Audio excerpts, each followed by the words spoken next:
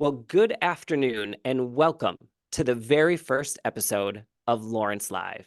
My name is Matt Baumler and I'll be your host as we sit down and catch up with Lawrence alumni. Presented by Forever Lawrentian, the goal of this series is simple: to build and celebrate the community we call Lawrence. Our first guest is Nathan Heffel from the class of 2002. Nathan is an accomplished journalist and radio host, serving as the senior host for All Things Considered on Colorado Public Radio. If you're not familiar with All Things Considered, it is the most listened to afternoon drive time news radio program in the country. Nathan's passion for sharing stories that matter also extends into his role as co-host for Real Talk. Real Talk is a new televised series that features raw and honest conversations centered around Colorado's BIPOC experience. To say that Nathan's work has made an impact would be an understatement. Quite simply, he's changing the face of public and commercial broadcasting. Nathan's work in journalism has been recognized by several notable organizations, including the Associated Press, the Colorado Broadcasters Association, and the Society for Professional Journalists.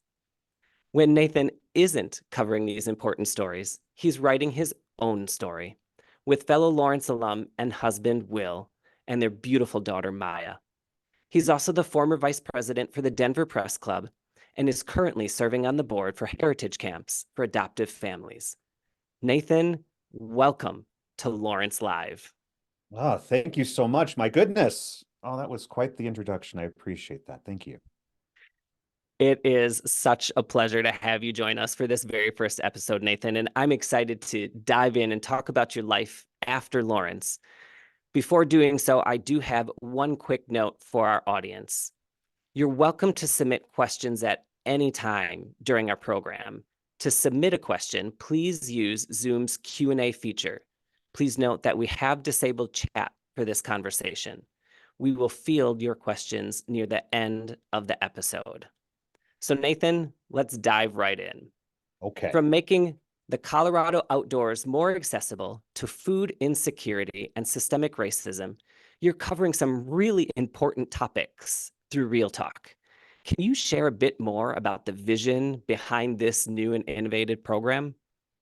Yeah, Real Talk is it's going on a year old now, and it was really uh kind of a genesis from both Denver 7 Television and Colorado Public Radio to have a partnership between our two newsrooms to really go after stories that you don't hear a lot about on the radio, or especially see a lot on television, and to have it focused on the BIPOC community, and but not just that, but people of all different backgrounds, but whose stories just aren't being told.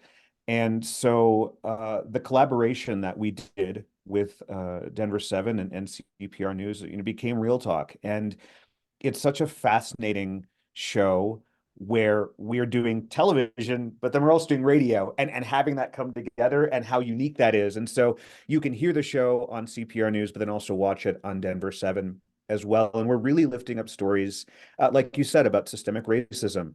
Our next episode this coming Friday will be on Veterans Affairs and veteran suicide. In El Paso County, which is just south of Denver County, there was at a time a suicide a week of a veteran, and that was astronomically huge, not just for Colorado, but for the entire nation. And so we're highlighting nonprofits that are working in that that sphere, to say, hey, we need to end that, and to highlight that story, and to do it. We have a veteran who's coming on who is attempted suicide, and tells his story in a way that allows him to tell his story, and not have it just be a minute soundbite, which is something really cool. And that's what we're really trying to do, is have these real talks, and they're honest and they're raw. And yeah, I'm super proud to be a part of it, and super proud to co-create that. You should be proud. This is your first appearance on TV, is correct? Your first gig on Right. TV. We were Yeah. actually just chatting a little bit as we were preparing to launch this episode. You started your career in the radio space, and you talked about the intimacy of that medium, because it is reliant only on sound. So can you share a little bit more about what that transition has been like from radio into TV, where there's a much bigger picture literally in place? First thing I have to actually, dress up for radio, which or for TV, right? Um, the difference I think for me is that it's a whole different language. Mm. It's a whole different way of presenting yourself. When you're in radio, you're in a small little room like this, and you're just speaking to one person, and in your head, I can move around the room while I'm talking. I can do all these things. And on television, of course, you have to think about multiple things. You have to think about how you look and how you present and who you're speaking with and things like that, which is just, and what camera to look at.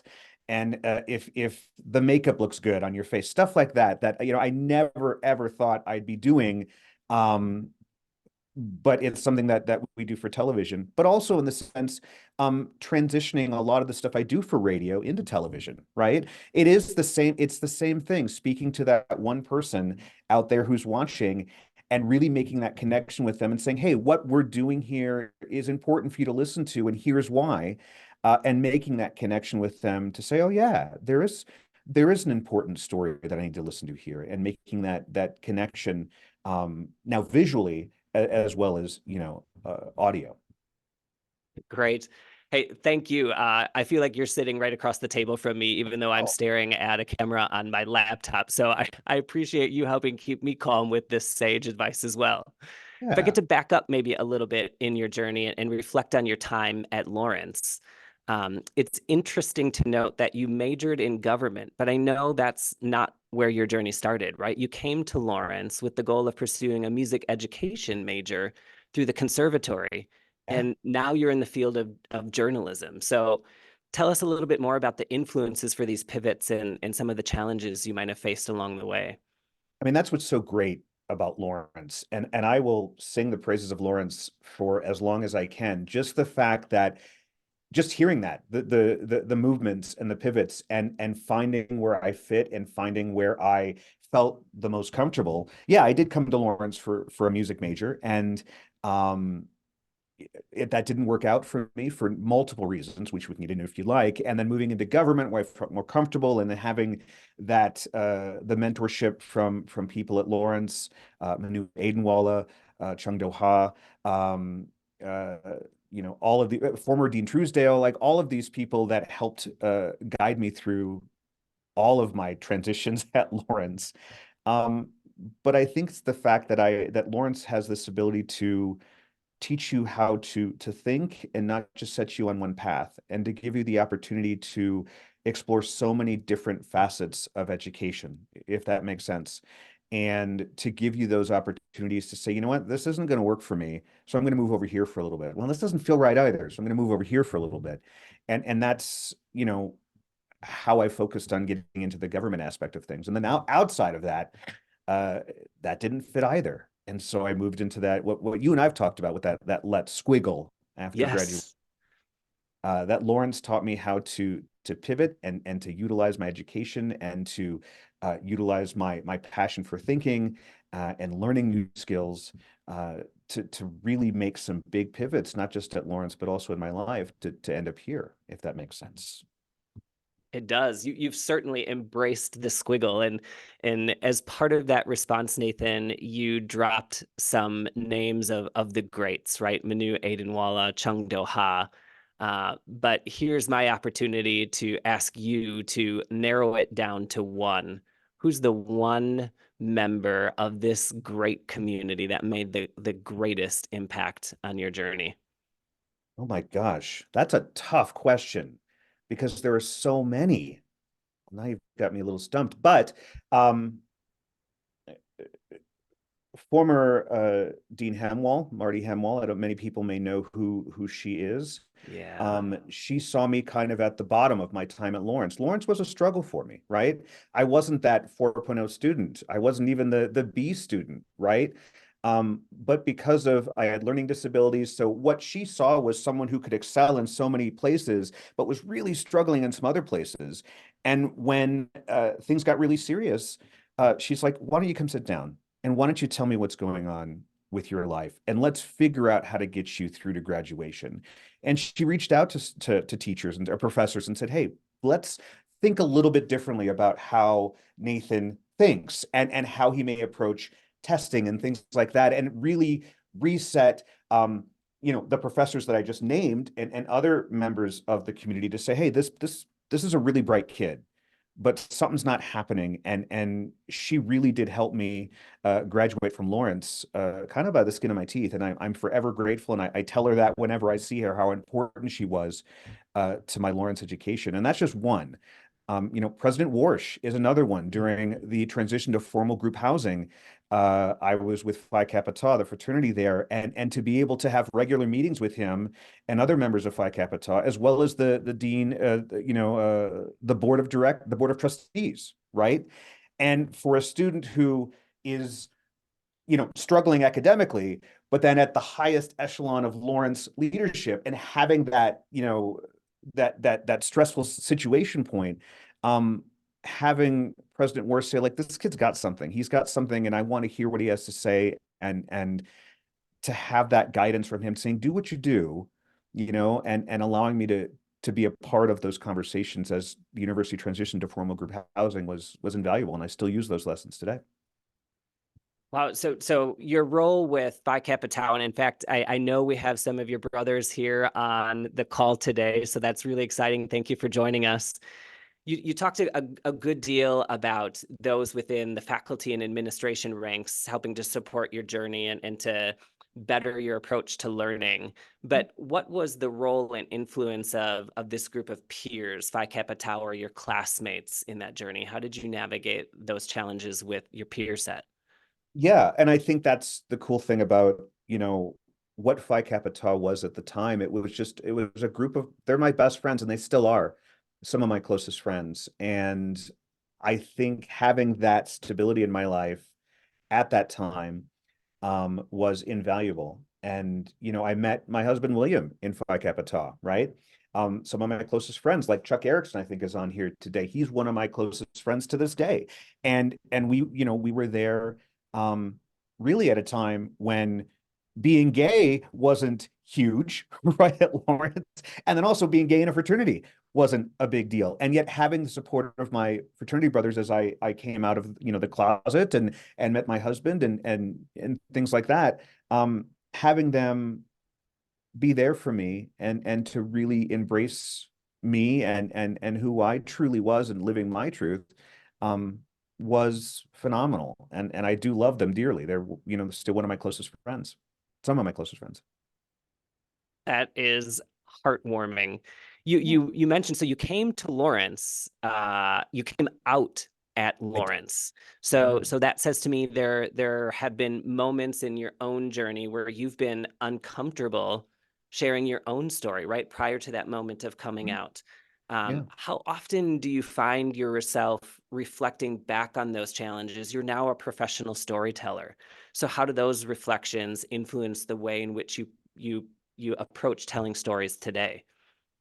Yeah, I think, everyone has a story, and that's what I've always said. And from a waitress at a coffee shop to, the president of the United States, I really mean that. They all have a story.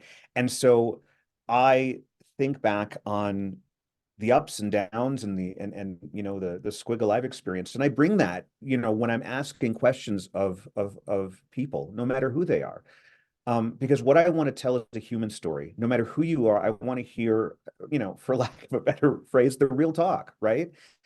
Because sometimes people are so into their canned response, like, this is exactly da da da da da, and they've said it a million times, and it's what they do. And I really want to get beneath that, and I want to utilize my past experience to go there and to say, hey, we've all had these experiences. Tell me exactly what you're feeling, what you're thinking, and doing it in a way that is compassionate, but also searching for that truth, if that makes sense. Yeah, it does. So many lessons learned along the way. If you, one of the questions we like to ask around here, reflecting back on your arrival at Lawrence, knowing what you know now, what is one piece of advice you would have given yourself as you entered in your first year here at Lawrence? Oh, there are so many things I would tell my younger self. I think the biggest one would really be to embrace everything Lawrence has to offer. And, you know, I was honestly, because I was again still kind of in the closet when I came to Lawrence, and I didn't go to a lot of the events there, and I didn't, really embrace the Lawrence community as much as I probably should have. And I really that's one of my biggest things is to get out there. That first week at Lawrence, I was kind of in my room, and I was Mm. like, oh gosh, oh geez. But everyone else is in that same exact position, right? Everyone else is feeling that same thing. And I would really have told myself, just get the hell out there. just meet some people. And I eventually did. It took, but I really do miss I could have done that earlier and I didn't. That's one of my big suggestions. So to paraphrase that, your advice is just get the hell out there. I love Get it. the hell out there. That's going to be a quote I'm going to take with me after this conversation. And it's so interesting to me knowing, having gotten to know you through your time on the alumni board. I only knew you after you got out there. So what a journey it's been for you. And you talked a bit about community, Nathan. Your community of support runs so far and wide, right? You've talked about your family, Will and Maya, and your PKT brothers, and your faculty who have supported you. You've clearly chosen a path in which you pay it forward in so many ways, supporting other individuals and other organizations, including your own alma mater right here at Lawrence. You served on the alumni board for 4 years, and we're so grateful for that support.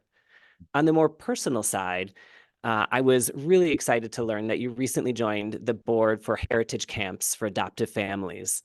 And reviewing their mission. Their mission is to promote healthy adoption, racial and ethnic identities in transracial, transnational, and domestic adoptees.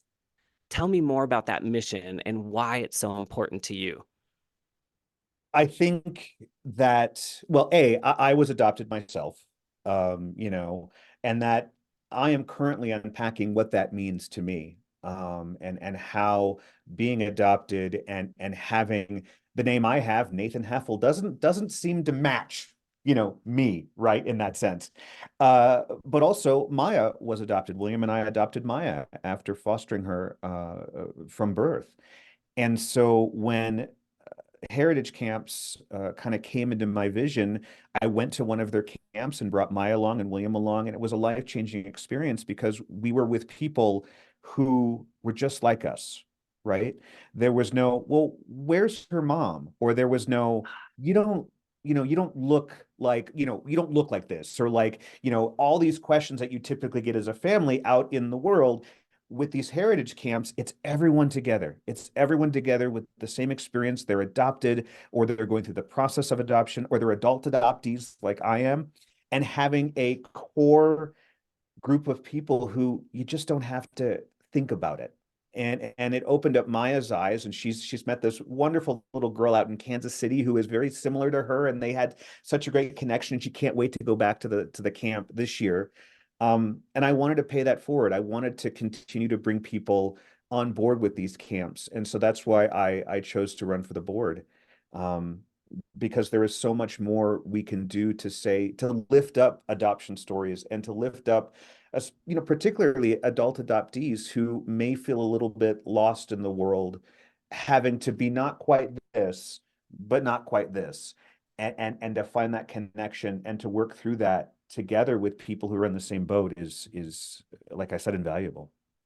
Yeah, that's terrific. I know we've talked a little bit about your upbringing and how your family came from a completely different culture, identified with a different race, right? If I'm not mistaken, a German American Yep, family, I'm an American. and the expectation is that you would assimilate with that culture.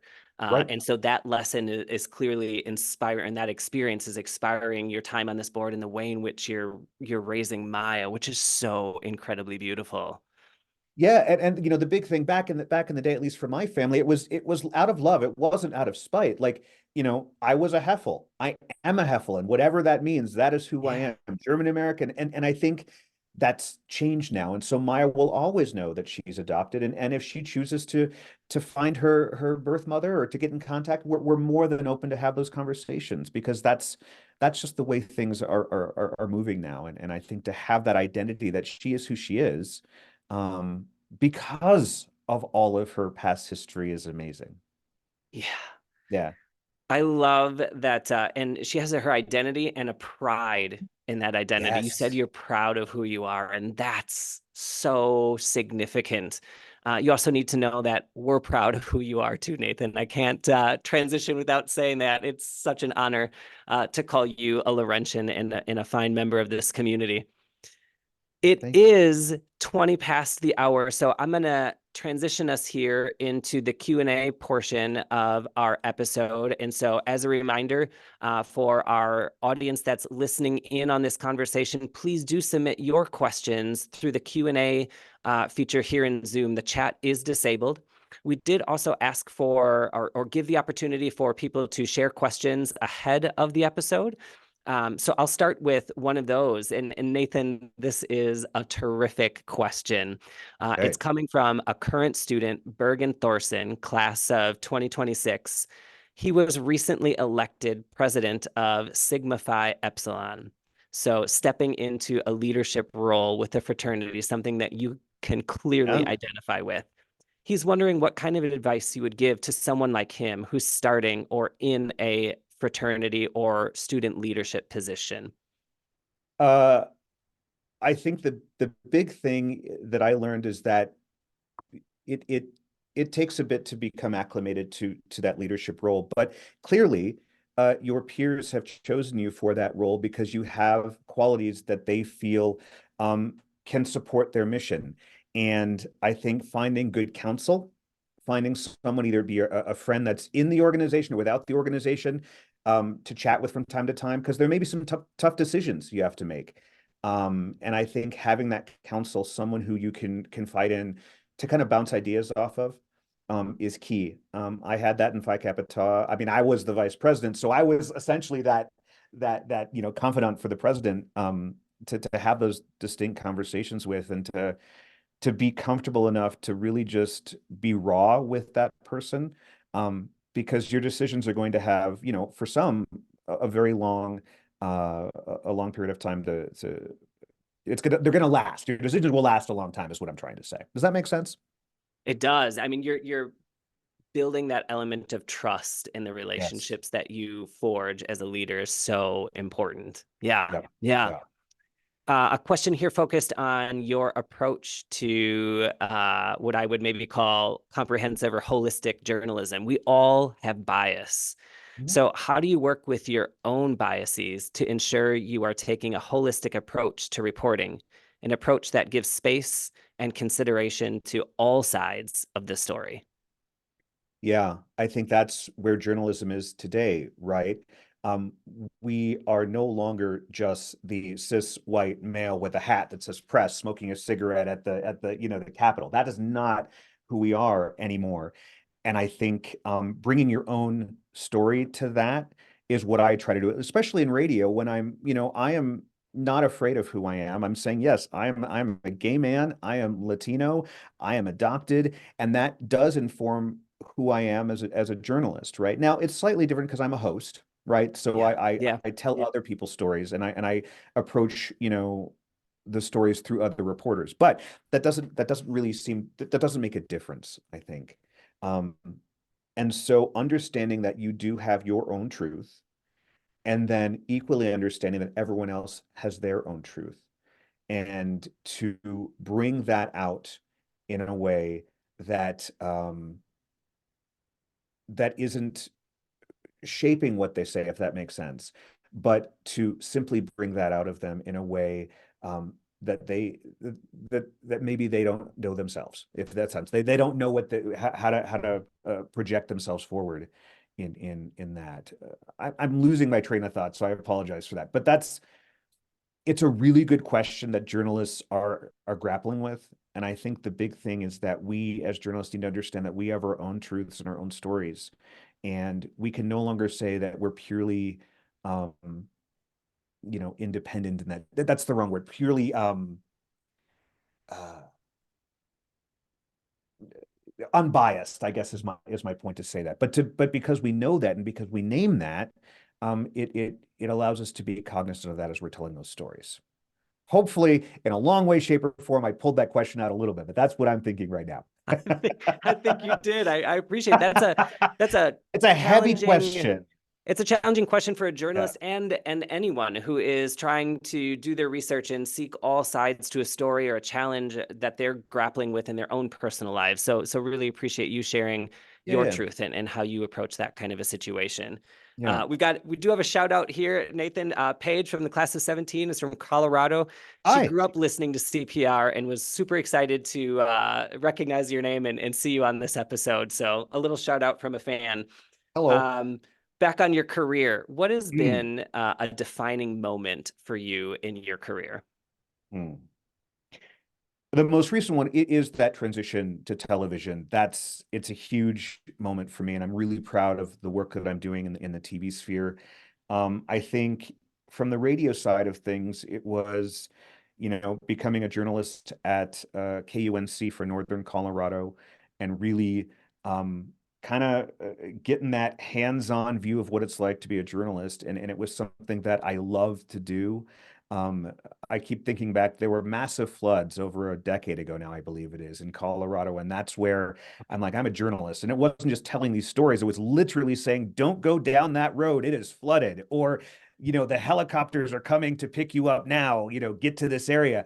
And having that experience and being like, that's what it's like to be a journalist. I was up for multiple days at a time, and really telling a breaking news story that just wasn't a day. It was a week or two or three, and transitioning from that to really where I am today is that's one of my big proud points, was being on the ground there for those massive floods in Colorado and giving people real time information that saved lives.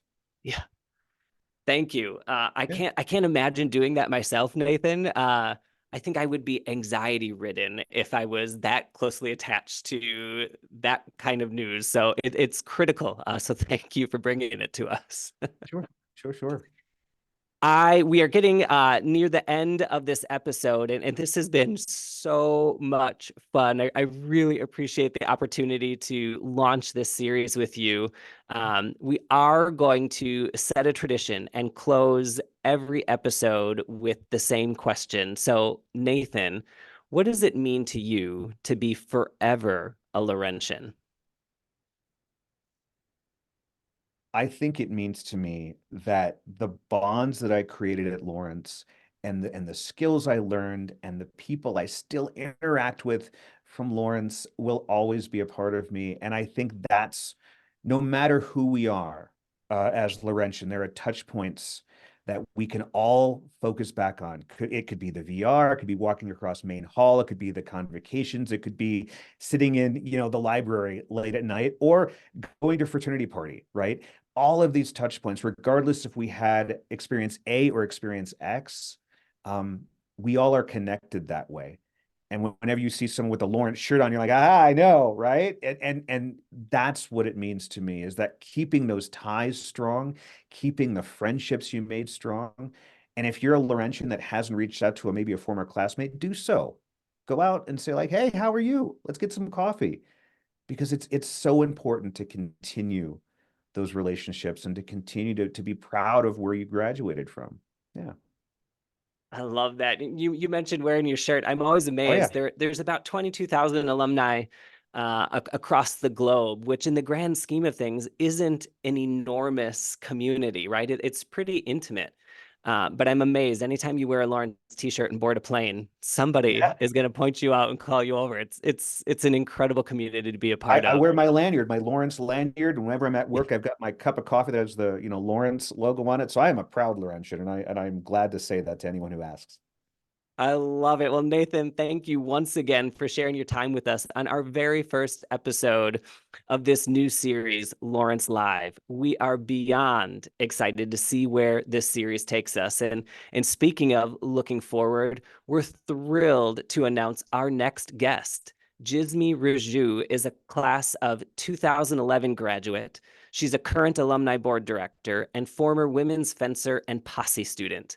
She's currently a senior customer success manager at LinkedIn, and I couldn't be more excited to sit down and catch up with her for our spring term episode. So speaking of which, watch for promotions to land in your inbox soon.